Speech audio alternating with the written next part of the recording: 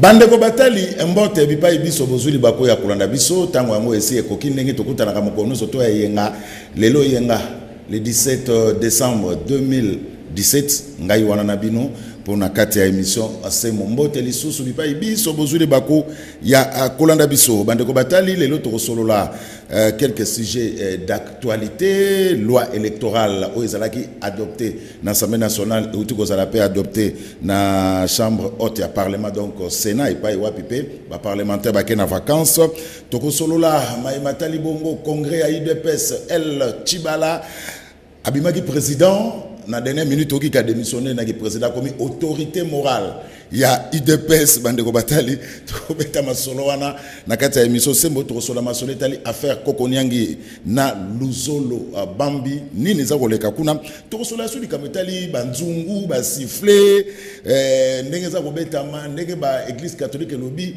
chaque jeudi na 21h donc banzungu kobeta ba siffler kobeta pour quel objectif to sola yango soki to 8 ans to sola lisusu ndenge bakangi directeur général pe directeur général adjoint na ya DGRK bazana makala toko solola yango mobenga malelo bandeko batali na zana plaisir ya koyamba pona bino po na émission lekaki na tanga iba kombo bato bosana bango na besoin ya koyamba aizitaka te soki na bengi azalaki te na mboka awuti mobemba zongi bandeko batali leo na zana plaisir ya koyamba ndeko Eliezer ona pesi mbote ndeko mbote ndeko Zulu ndeko Eliezer outi lisusu poto ozaki na Suisse ozongi ndeko Eliezer nakutana batu babi mais ndeko Eliezer ozo voyager trop okomo kima etando ike muke okomi no affairiste ozoko nakutala ba partenaire na poto ndeko Eliezer batu ba comparer te nini komo leka po komi poto mingi ba émission zo mona na société otuna ndeko Eliezer za na poto otuna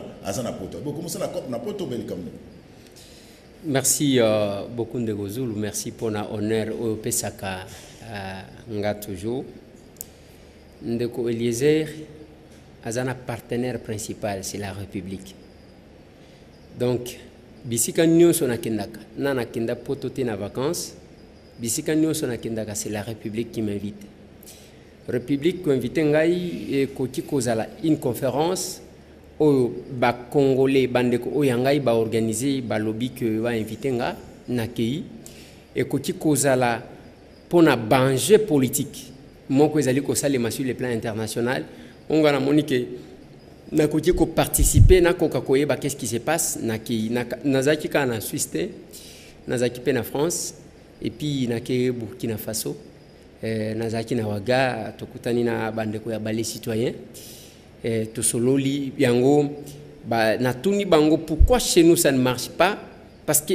ezala ba mouvement citoyen au moni na mboka na biso on dédouble tout bazo tirer substance ya makamunios to zwaki ba mouvement citoyen lokola ba lusha ba filimbi otali moto ba mouvement citoyen wane yakina mais ce que otali on babandi ko soutirer substance nango okomona Chibala organiser biloko na yewana bazwilusha bachewana oyo basali boye o filimbi azawana mba ainsi de suite na lobimba ezala ba marche biso toza ba mindu kité biso problème na biso ezaya ko faire respecter mibeko ya mboka na biso nous devons être dans une république et sengeli tolongwa na animalité vers l'humanité bon to ça ni ndena kende ko solona bandeko ya bali citoyen balobi ezana système ya fourmi maya tout le monde debout partout au même moment et puis batali c'est loko moko ozo le lanzala omoni ba kinois bazana ba krika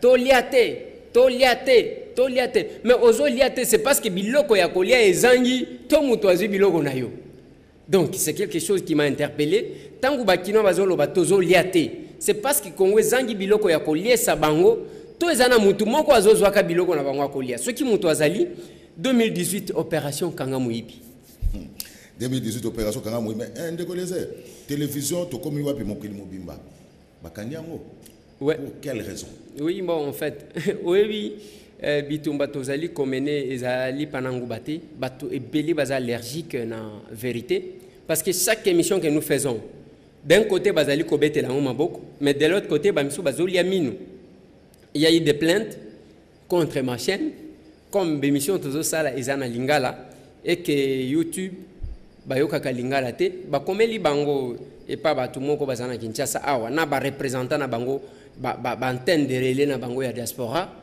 Qui d'autre se passe pour des combattants, c'est qui est curieux, mais heureusement que l'identification, ici identifié bateau et belé, eh ben, on a fermé.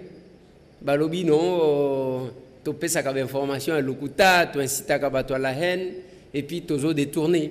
Tu as détourné, ni na compte YouTube, beaucoup détourné. Donc c'est un peu ça. Il y a une pétition qui a été initiée par Bande Konanga à Londres. Et Bazali co-signé yango à travers le monde pour la réouverture parce que je sais les contenus et le risque que j'ai pris pour avoir ces images là, mais en attendant tozana mususu oyo batupe bakoti ko s'abonner au quotidien na compte YouTube obeti Ndeko Eliezer Tokokoma. Voilà, Ndeko Eliezer, mais il y a beaucoup de critiques sur toi. Eliezer, c'est un journaliste au hasard penchant. Eliezer Aza, journaliste, au hasard a déjà la position. Or, un journaliste doit être objectif, un journaliste doit être au milieu du village. Mais quand Eliezer Aza la télévision, c'est plus l'opposition. Eliezer a une majorité dans Tokomi Wapite. Kaka bata opposition, kaka critique. Eliezer. Non. Et Ndeko Zulu, oyebi ngana yo to zaba journaliste. Ndenge to vandi na yo na Eliezer pire Fachi, ceux qui Fachi a voyagé, Eliezer pas voyagé, Eliezer pire Moïse. Tu peux pas Moïse, tu peux rendre compte aux yeux de mais au bout, c'est des syndicats de col. Bon, en fait, non, le problème est Zawanate, Eliezer, pire Ndeko Zulu, parce que vous êtes journaliste. C'est un penchant, c'est ça le problème. C'est là que c'est un au monde Ndeko Nangai, j'ai toujours dit une chose. Hermoko, Balingi va faire gober biso biloko qui ne sont pas dans le journalisme. Lilo komona mutumoko wa bengio Ndeko Zulu tango le kisi biloko wana est-ce que senga olkaki deuxième son de cloche, c'est comme si le journaliste est obligé d'obtenir deuxième son de cloche avant de diffuser ces informations. C'est pas vrai, c'est faux. Deuxièmement, le média n'a pas seulement mission d'informer. Le média a mission d'éduquer. Le média a mission de former. Lilo Ndeko Nangai Zulu, la Constitution à son article je crois 95 ezopekisa mutu soki ozana ba fonction ya l'État ton administration ozala na ba fonction au sein d'un parti politique. Nous sommes dans un pays où tous les gouverneurs bazaba interfédéraux ya PPRD. Tolobate parce que bako taxer biso na penchant. Et puis mon plateau na mbaka batu nyonso. Mais batunde babanga ka er moko mituna. Omoni na lobaka na batu omoni yo masumu na yo ekoboma yo. Pona nini? Parce que ceux qui yo ngana yo tozaba journaliste oyebiango oyebi ke ba yaya ebele bazana majorité ceux qui beaucoup na bangor caméra bazo master rien ne va moni baboro wana tozaka kunaka pona kozwa mwa likonda ainsi de suite mais eloko ezate mais mutu ya modèle wana pona aya na plateau pona ko défendre akokende na ye pa ba confrère na biso oyo bazaka na ba question moko ba komelaka bango na ba papier mais un journaliste oyo a guéri donc na évité à risquer babi misaye na biloko moko boy yango moni mutu pour se couvrir azolo bate wana journaliste à opposition Lambert Mende au Malang na yamba kaye nasina yamba première dame de la République Maman Olive Lembe Kabila nasina yamba Obemina Kunzala Nzoko na mboka oyo à part Joseph Kabila yebisanga na yamba ti donc batutu nasina yamba bango mais oyo eza cour de grand ce qui ozoya il faut au lieu autant de zo maîtriser. Ce n'est pas na biloko ya peu près, hein, ya kotatone parce que on est quand même informé. Donc bref, Platon abiso to yambaka batu nyonso tout, mais tout en étant église au milieu du village. Il ne faut pas me priver ma qualité de Congolais Ndeko Zulu. Ya koloba kenamoni que là ça ne va pas na lobate que ça ne va pas. C'est quelle presse là? Na utaki États-Unis un peu. CBS CNN, Nazoloba Nayo attaque sur Trump, chef de l'État. Un jour, Trump a dit parce que moyens a dit 4 h du matin, la bensomnie, a tweeté. Mokolo Twitter, a lobby na ye, ceux qui ont continué à tweeter à tout moment, n'a qu'aucun compte na yo. Président américain. Trump a assigné pour que Bakanga CBS. On n'a pas fermé. Parce que c'est un pays d'état de droit. Awa Nambo Kanabiso, ce n'est même pas les chefs de l'État qui demandent que Bakanga chaîne. ezaka yaya moko boye parce que azana kamwa fonction na ANER, azana kamwa fonction na la police, azana kamwa fonction na gouvernement, allez funga pale on ferme. Ça ne doit pas se faire comme ça. Donc ezakoloba que tout en étant journaliste, mais je suis quand même moi Mokolo Lupango, je suis congolais, je suis libre de mettre un point de vue et à côté que si ça ne va pas, ils ont compte tenir à boya. Koloba Pire Fachi, Pire Moïse Katumbi, syndicat de Kolo, Mukwege parce que va tout bangonio surtout wana, ils ont nzoto nangayo. Non, ce n'est pas ça. Tous à côté, cause à l'objectif, c'est en même temps que la Kisabatu, Nzela. On a mission, Lelo, tala makamozo salem même na banzel. Nous vivons dans une situation telle que l'animalité domine. Il n'y a pas de loi, mais ils sont pas journalistes. C'est nous qui avons mission d'éduquer ce peuple-là, de former ce peuple. Autant nous formons le peuple. Le peuple là, bakonzipe bazana kati. Net awa, tokoti koloba, yo lobi, ngaika batake. On a voté le budget de 4 milliards. Ndekozulu, nous sommes à peu près 80 millions d'habitants. Ça la calcule 4 milliards ou divisé. Mais ce qui est le budget, parce que le budget, c'est l'ensemble des recettes et des dépenses de l'État. Tozo kaka, ba frontière na biso tout, parce que toza na douane plus cher ya monde. Ba frontière na biso tout, écoute ça mbongo combien? Ba régie financière nyonso ba impôt na biloko nyonso, écoute ça combien?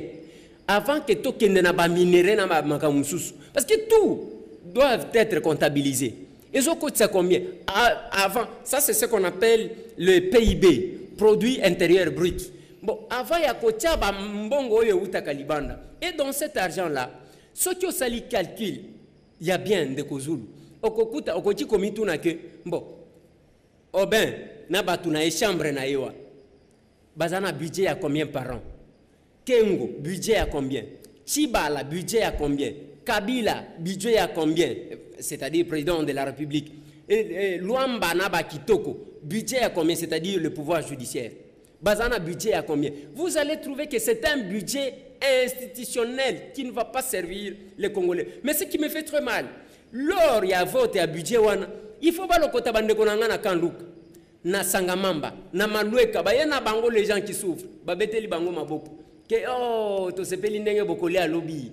Wana les babini wana bachiba la balati ba lunette, batalibo et amimoni danger.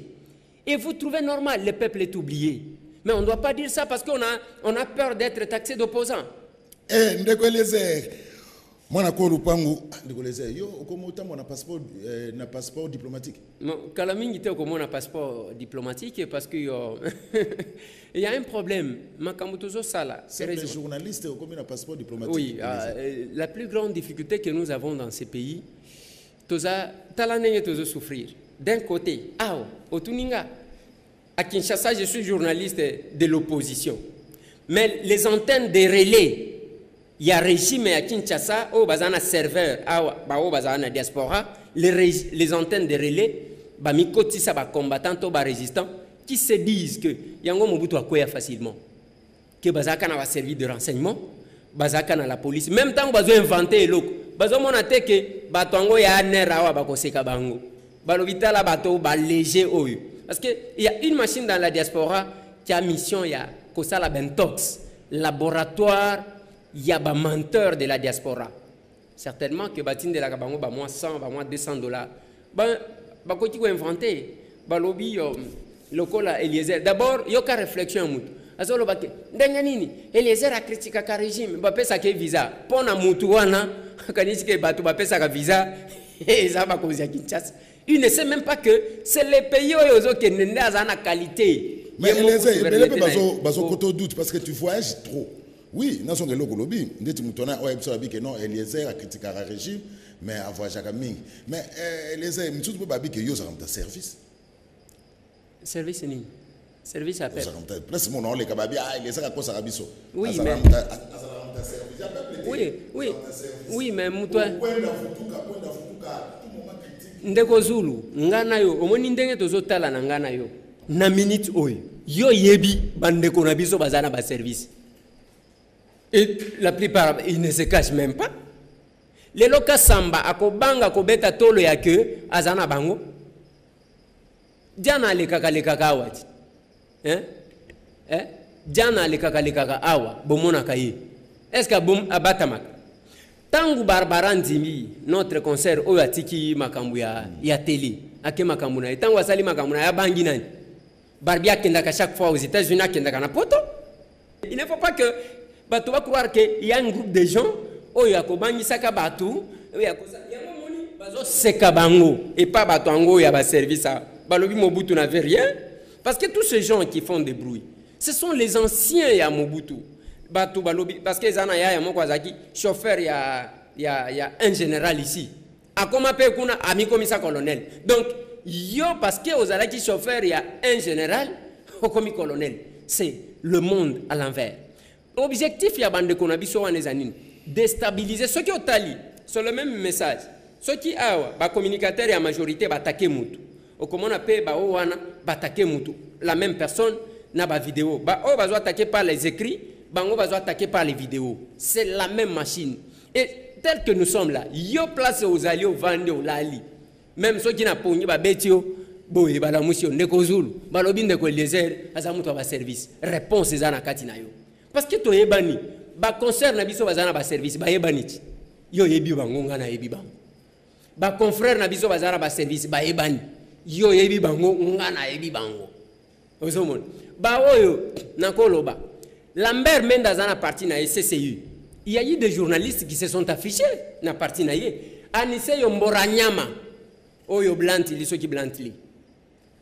Moi j'ai les images. Tokuta bango na salle, je crois Africana Palace.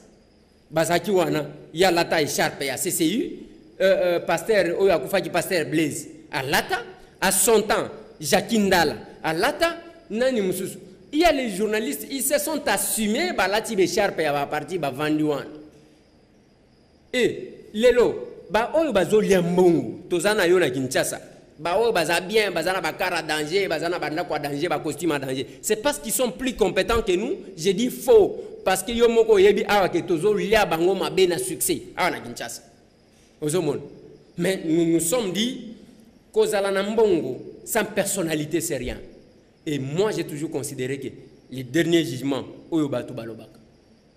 Mutu azozela ke bakoloba mo yonde kozulu ozaki kolinga ba momitro yonde kozulu ozaki komela masanga tro nzoka nde Yesu akotuna yo osala nini na mboka ongana tinda yo. Voilà, ndeko Eliezer mobenga menabiso ya sembo ya poko ya lelo dimanche 17 décembre 2017 ndeko Eliezer to attaqué actualité politique. Donc ndeko Eliezer osana passeport diplomatique était osana passeport. Non mais c'est la passeport réseau comme awa. Bon, so que yé to relaxer. Et puis ce qui est otala banda na banda et le nombre de visas que j'ai. Et puis, ce sont les gens qui racontent. Na kenda kikutu na ner lobby, na nerte, na affaires étrangères. C'est le jour que j'ai découvert que aner bazagana bureau na katiwan. Ba matisinga likolo wana. Na bima na ye kozongi sa passeport ordinaire. Bo pesa ngana yo kike na zana passeport diplomatique. To soigner un certain ilunga bazola nanga. Bazakuna. Abaniko longa voleur. Dans le papa, voleur, on parle du vol quand il y a une soustraction frauduleuse de biens qui appartient à quelqu'un. Il n'y a pas eu de soustraction frauduleuse. Attaque là, ça Mickey, oh, bozo tangate. Il y a qu'à maîtriser les fils qui est concept, il y a Mickey, t'as la n'engezo bétabine. Donc, on a voleur parce qu'il y a un kolobanabino qui va y Singapour. Merci de relayer. Bien que, et là, qu'on a qui en réalité, que ça là, et ça là qui pour renouveler passeport biométrique. Pour passeport nanga ya kala nazo passeport biométrique bango balobi nanga ke oh chose passeport biométrique na lobi ngana zo passeport biométrique. Voilà. Ndeko Eliezer toi attaqué actualité politique la loi électorale adoptée dans l'Assemblée nationale adoptée au Sénat mais contestée par l'opposition parce que nakati wana dikama seuil ya 1% Ndeko Eliezer to bombate ba parti muso ekufi na loi électorale wana dikamo ya caution ce n'est plus na kofuta $1000 na liste mais chaque candidat il faut futa $1000 to bipete yum to kutana Corneille nanga o basale za escroquerie ceux qui ba ko rembourser 500 000 francs congolais oyo ba candidat ba futara na 2015 vote électronique wanezate babo yango mais cette loi électorale pose problème, contesté par l'opposition, mais trop que non l'élection de Colisée.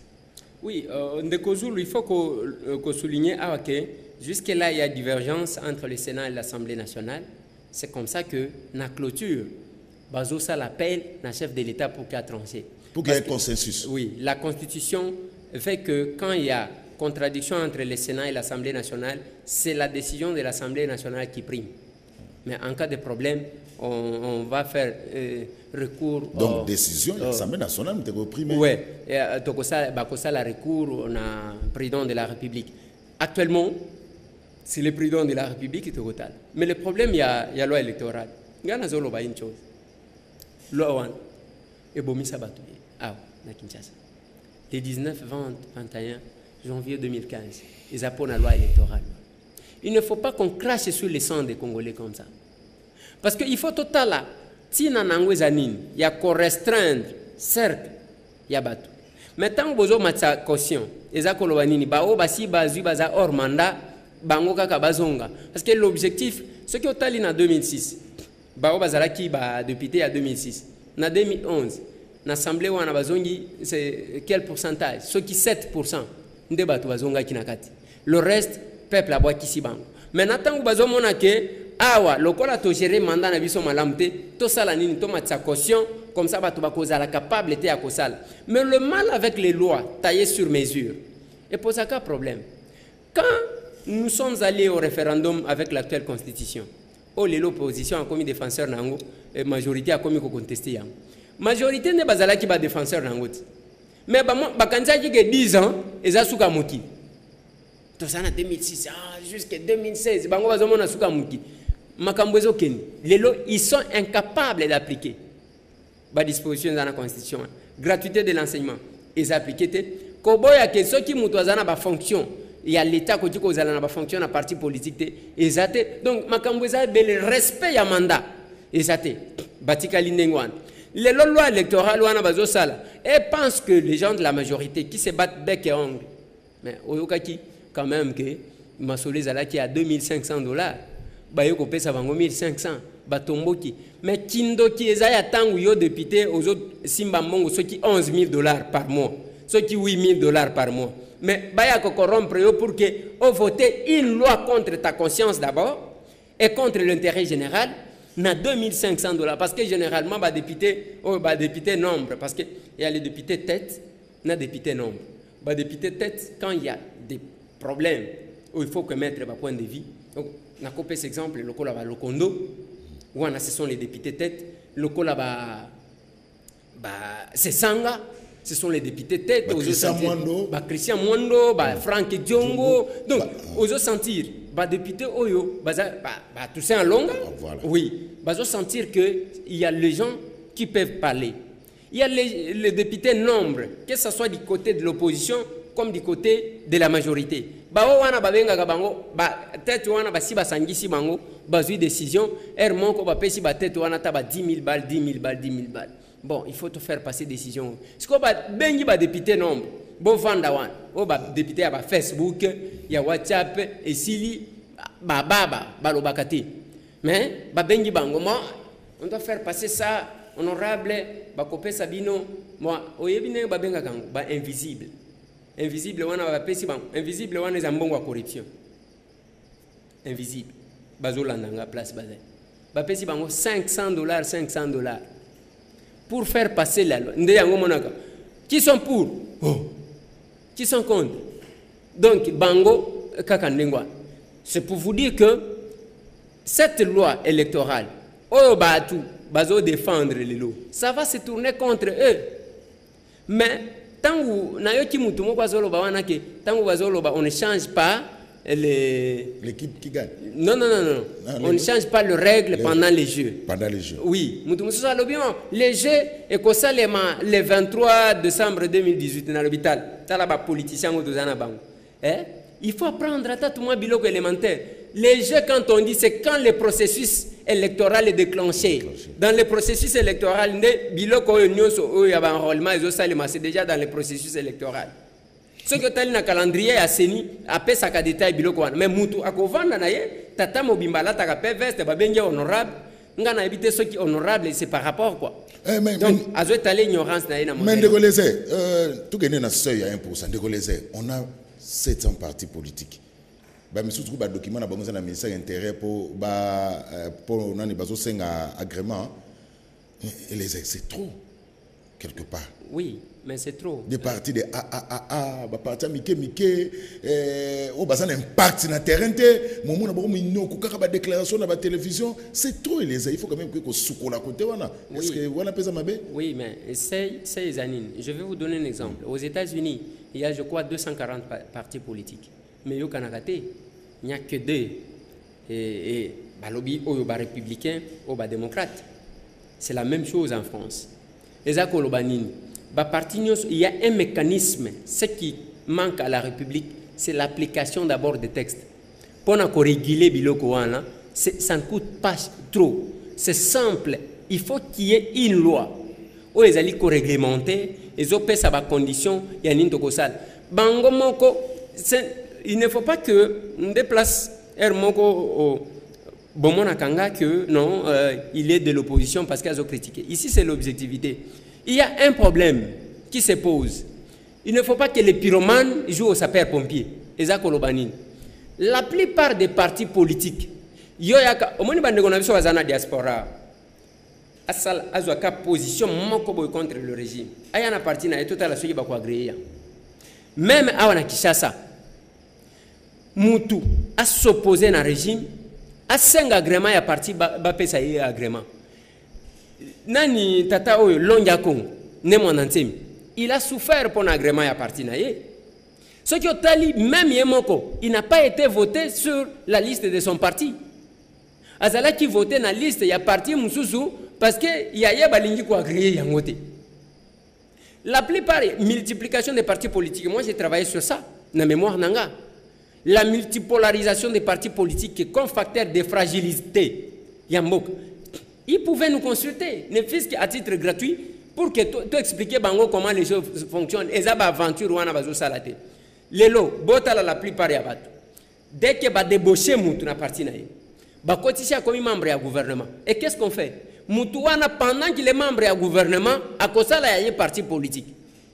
Je vais donner quelques exemples, si vous permettez. Honorable Mantezolo, Bazu n'est pas le monde entier. Les lois à vice-ministre, il y a travaux publics.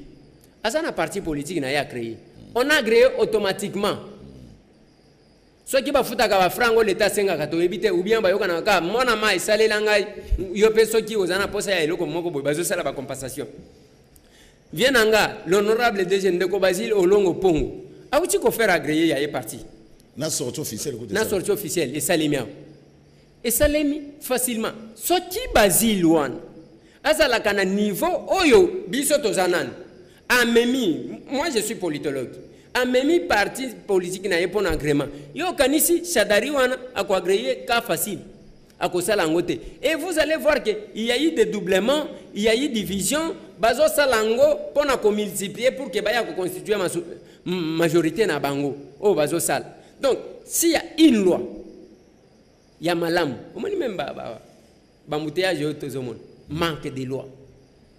Vous trouvez normal là où se trouvent les policiers au lieu de réglementer le passage, non, bango ba telemiwana et comme guichet. Bâtir barrière. Oui, et partout les barrières de sécurité dans Mbokanabiso se transforment en guichet. Alors que quand ça se transforme en guichet, ça devient une insécurité. Oye wana mba oko kuta basoda bache nini? Oye wana, ozokende wapi? Ukonenda wapi? L'état kidogo. Au Pessimon, mais c'est l'insécurité qui est là, ça n'a rien à voir. C'est pour vous dire que makamba ba parti politique pour que comme amouké ezaï loko ya mouké, il fallait consulter ba politologue, les gens qui sont formés na matière wana ba pesa bino ba idée tout simplement. Mais toi autour ba keno bazo c'est l'arbitrage ya chef de l'État pour me promulguer en haut. Mais toi tu crois que chef de l'État normalement au promulguer parce que loi outil pas chadar et outil na ka majorité présidentielle. Non, il faut croire que Joseph Kabila a ça contredire quand même majorité na yewana plusieurs fois. Tous les journalistes et chroniqueurs politiques. Presque tous les discours à Kabila, surtout dans le Parlement réuni en Congrès, il va toujours, la plupart, c'est l'opposition qui applaudit. majorité batika soki ndenge nini pona nini il les contredit toujours. Joseph Kabila yemoko aloba même na journal belge moko aloba kanini qu'il n'avait pas 7 personnes capables de l'aider. S'il en avait 15, à quoi qu'il faut changer ma cambo. Et ça, est-ce que, oyebi, j'ai causé avec quelqu'un, nous avons révélé que Kabila yeba gaba gouverneur wana bachagate na lobi mais comment ça?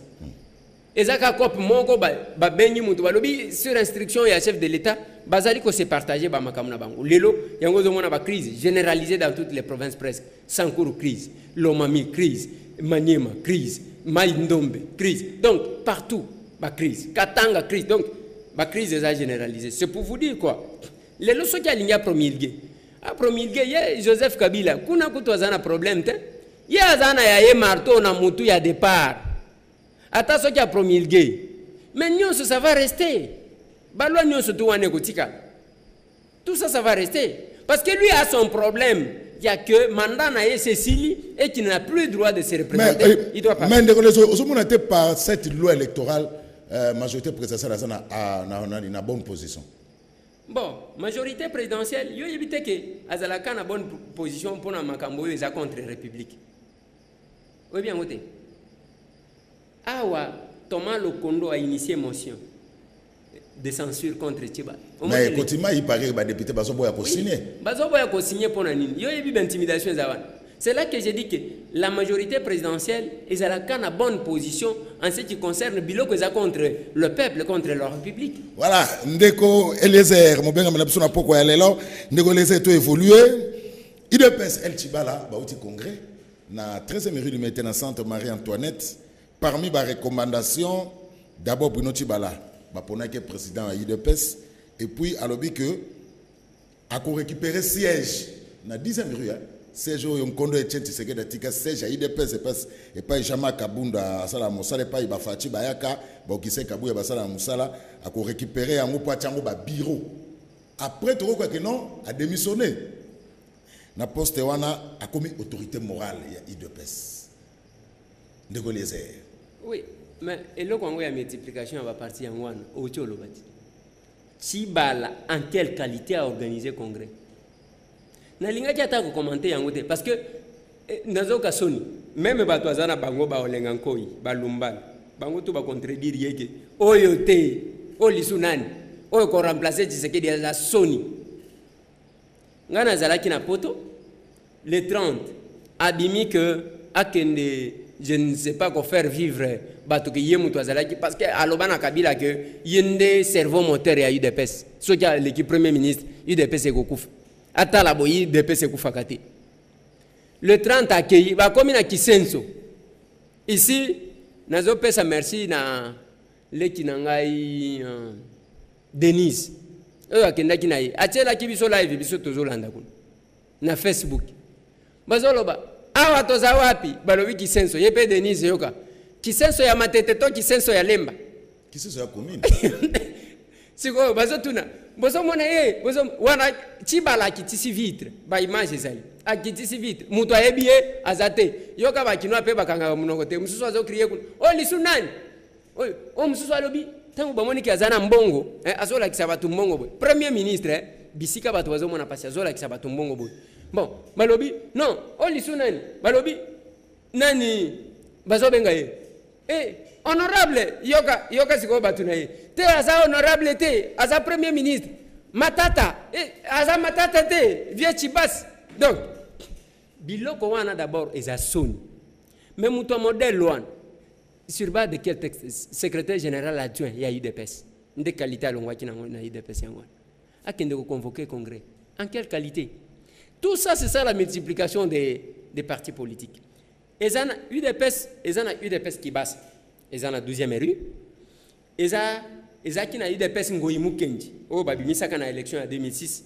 je crois et kufa na mukolo nango et comment qui UDPS moulaja je pense que kufa déjà et Belgique accueilli mais qui UDPS est simbité à sali CDPS ezakuna Bruno Mavungu abimia sali parti politique na ye na malembe bon batu bazo sala ndengwana même Mole Calbert qui était directeur de cabinet il y a Tshisekedi akeko sala ninte Mais via Chibas comme aza en position même oyo via nanga oyo azwa kimi tuka oyo babeta ki bambata pona mituka ya Sami Badiba. Ah, OK.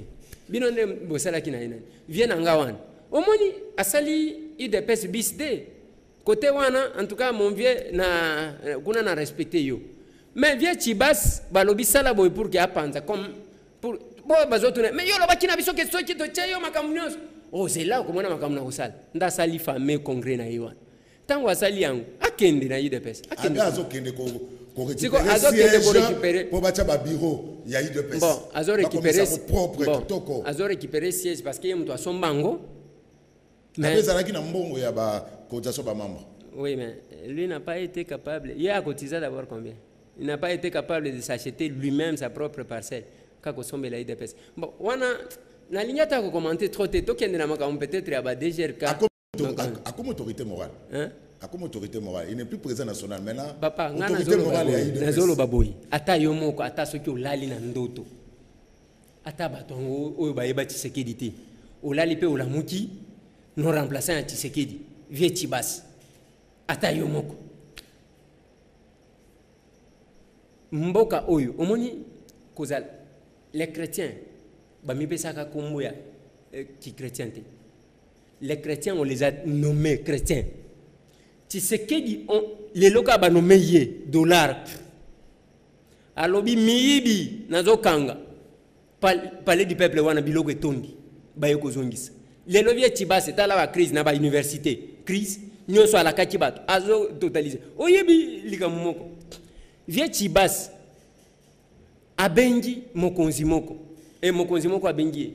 Bon monsieur le Premier ministre, est-ce qu'on peut avoir un peu d'argent pour na ko silisa ba moi problème et mike tozanango problème nous avons quelques dossiers à libérer mais il faut un peu de moyens est-ce que au coordonné alors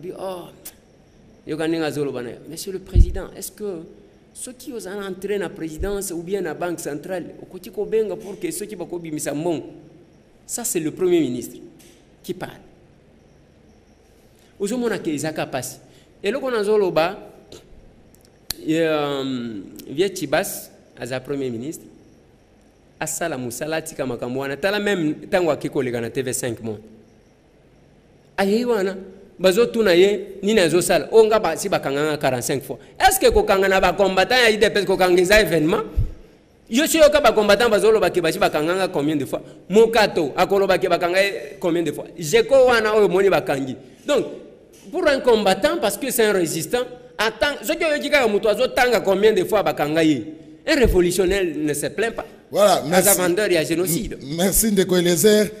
Ndeko Eliezer, ni ne sont entre Koko Nyangi na Luzolo Bangi. Bon, problème à Mouyibité. Nous, quand nous avons annoncé que Koko Nyangi a teki immeuble à UAC, Bato Bamona Kibisoka ke, bino, ba journaliste à opposition, Bozolu Kakaka Bamakambu. L'élo s'est confirmé.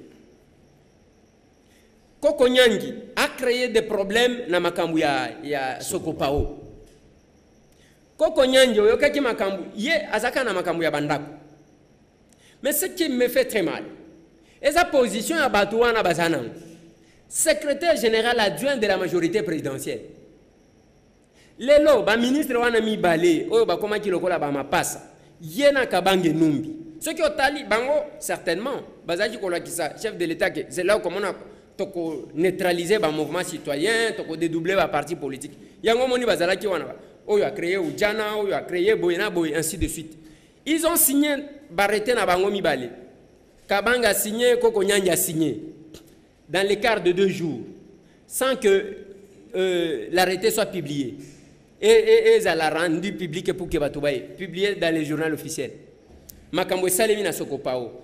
Au lieu de remettre, sous prétexte que Balingi va remettre, Bazongi ça va pas papa kolona.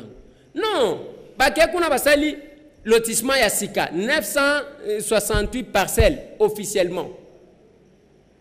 Où les gens vendaient, Bakomi Kote Kayango, 30 000 $ par parcelle. Balo Baboyo, Minta Kufunga, je vais te traduire en justice. Comme Toyebi que même ceux qui va fundi Moutou, tout ça va se passer entre Bango Bakonzi, va condamner Moutou, parce que c'est ça le problème que nous avons dans ces pays. Mais le DG ya Onatra alobite batouana bazaba miyibi bazoteka ba mapangu. Nous avons des correspondances. Bachete me basagité, heureusement Lumeya a abrogé ces arrêtés là. Lelo même ba congolais ndenge bazofuta mbongo ya DGRK a ngana zokam ndeko zo. Tozomela ona suka tozana likambo ya Luzolo Bambi na Luzolo Bambi na Koko Nyangi. Luzolo Bambi aza conseiller spécial ya chef de l'état matière. On ba pese ba pouvoir pour Mikola la mukia. Oui, mais yo yebite ke tata wana problème na ye na yebite soki azaka na libabe na régime oyo.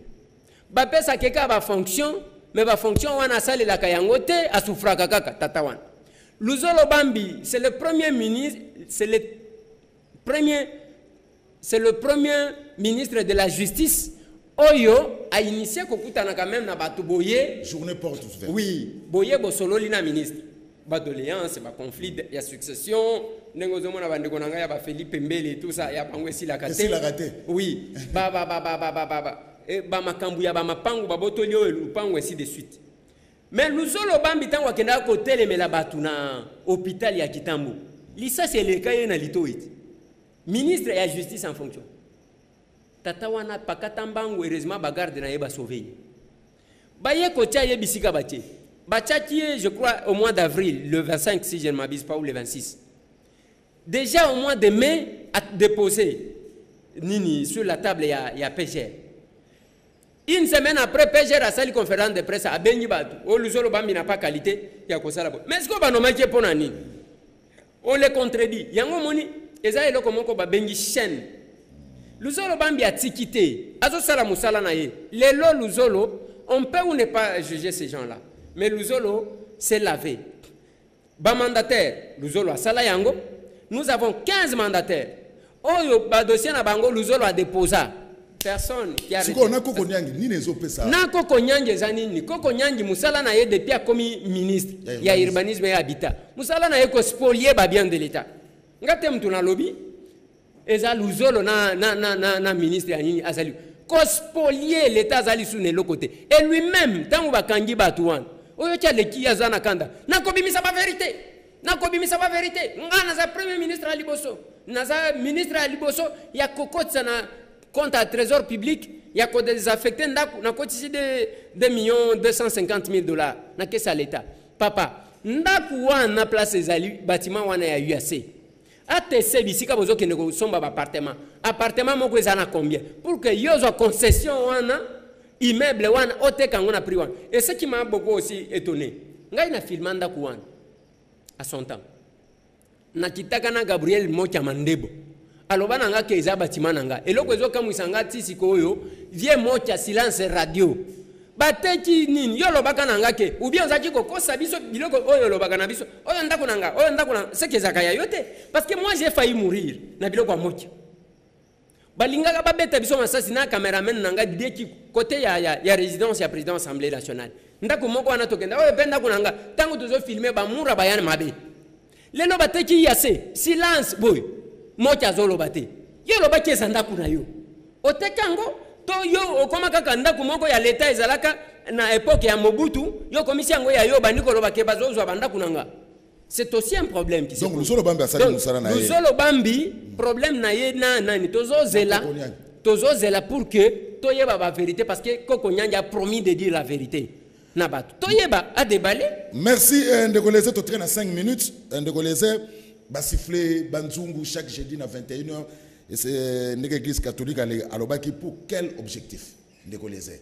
Tout est rapide pour te traîner à 5 minutes. Oui, token de rapide mais ngana linga to ko quel objectif faut pas nga réponse pour objectif ezaya ko signaler bato que pouvoir oyo ezana légitimité ata moko lisusu te peuple alingi yango te parce que balingi peuple anyoko maka nyonso bazo sala nko ils sont en train de piller de saigner à blanc la République. Ndeko Eliezer to komina suka to sidisa na sujet oyo ezako de frais chronique mikolo yo DG na DGA ya DSRK ya 2 GRK aux arrêts. Banda lo mokolo ya vendredi ba komena na makala pour détournement. Oui. Tout que na lomba na gimputu na maika ma babito komina suka. Oui, ndeko nangai dossier wana eza dossier à preuve moko o esengeli kotalisa bato. Ce qui se passe. tant que toloba kana bango que ba miyibi parce que bazoloba ce n'est pas pour détournement de kozulu les akoloba nini opesi nga mbongo sombela nga téléphone ngai na kena sombeli au casque j'ai détourné l'argent parce que j'ai affecté l'argent na eloko yo senga kité na sombela yo. Là il faut te souvenir que Lusolo Bambi frappe encore. Na lobi boye batu wana baza ba miyibi toloba dido wana balongola ye na ofida pona nini na circonstance parce que bazali ko menacer batu nyonso dido tout ça tolobi balongola ye pona muyibi par ordonnance ya chef de l'état André Kimbuta commissaire na DGR kan ndenge nini comme il ne voulait pas paraître à quelque chose vient na ye narcisse au côté qui déjà passion aye azuye wana passion na musala l'état azuye atie wana nde yango basala ki cop na bango mbongo ya ba congolais oyo ko salema tozwa hôtel de ville oyebi combien de taxes bazwaka soki okei na aéroport wao go pass pona okeli banda $50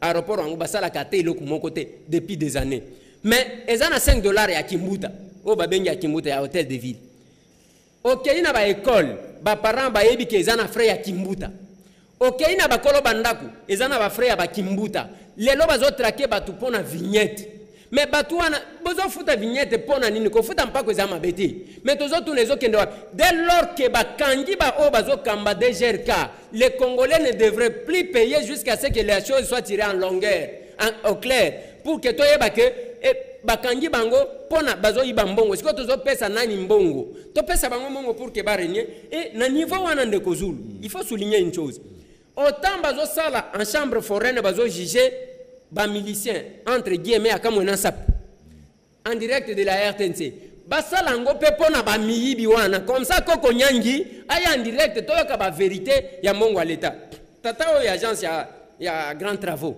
ayibi mbongo a passerelle tata wana yango wana pe bakangi koko nyangi alobi on ne pouvait pas arrêter le secrétaire général sans m'avertir selon quelle loi yoza professeur otanga soki na Japon secrétaire général ya ministère na ye ya ministère na ye secrétaire général les gens confondent le secrétaire général ndengo mona kawana ya ministère boy aza subalterne était ya ministre c'est faux aza patron ya administration oui il traite à égal il travaille à égal papa il travaille à égal et d'ailleurs ce qui coach dans le fond okokuta ke yaza likolo ya politique parce que le politique va passer c'est pour vous dire quoi awa bande konanga lelo makambo ebimi au clair na urbanisme habitat muyibi batu wana baza ba miyibi aucune agence ya grand travaux ba miyibi olongwe kuna DGRK toloba toganga batu bayokela bisote ba miyibi ngai na senga kina général Kasongo a retiré ba policier pona kotrake batu pona vignette to mona nanu makambo yo clair parce que lelo vignette wana ezo kota na compte ya nani compte ya l'état compte ya Dido compte ya Narcisse parce que ba konzi ya DGRK bakangi bango pona muyibi siko bazo trake batu pourquoi et puis mbongo wango ezo sala nini parce que banzela nyonso na Kinshasa ekufa merci de Eliezer merci to comme na suka nyonso tu wana ezande koloba que je peux ou ne pas présenter les passeports mais vous avez un passeport de je l'ai présenté na conférence na ngana Milouze na France Nathalie si bango na lobby o na kata ba papier to ndenge nini eza pona kotalisa nini kotalisa batu que ba oyo bazo fomenter bazo kosa makambo bato ba service ango bazo seka bango parce que bazo mona bango bana ce sont des petits qui ne maîtrisent rien po awa ngana yo to pona kozala ndenge tozali boye parce que to linga ce n'est pas on n'est pas sollicité d'ailleurs nous sommes plus sollicités que les politiciens oyebi ango ne kozulu il faut ozala na résistance na conviction na oyo zosala mais ba oyo ba s'aligner bazo banga ta mutu te même pona ko kende poto bazo kendaka tongo midi poko mutu azo banga mutu azate c'est pour vous dire que mutu nyo soit zalib mais l'histoire du Congo est en train de s'écrire bakota la nani azo commander ngeni. Merci ndeko Eliezer Ntambwe mobenga na biso ya pokwa ya lelo ya sembo ya dimanche 17 décembre 2017 Eliezer Ntambwe sera toujours disponible pe chaque fois na benga kaye a hésiterate pe Eliezer Ntambwe bosalaki bopesa nga ba kombo bato bosengaki nazo musabango na émission sembo botangaki ndeko Eliezer botangaki bozo senga nga Delice Sanga na banze ndeko Eliezer pazo azola na ngai bosengaki Christelle Vanga na lukaki elobi na butu na benge téléphone ezaki olekate mais na banzi ke soki na uti goma na ye na ko zwa Christelle Vanga en tout cas merci ndeko Eliezer na ndenge ozalaka toujours disponible na émission Sembo chaque fois to bengio soko uti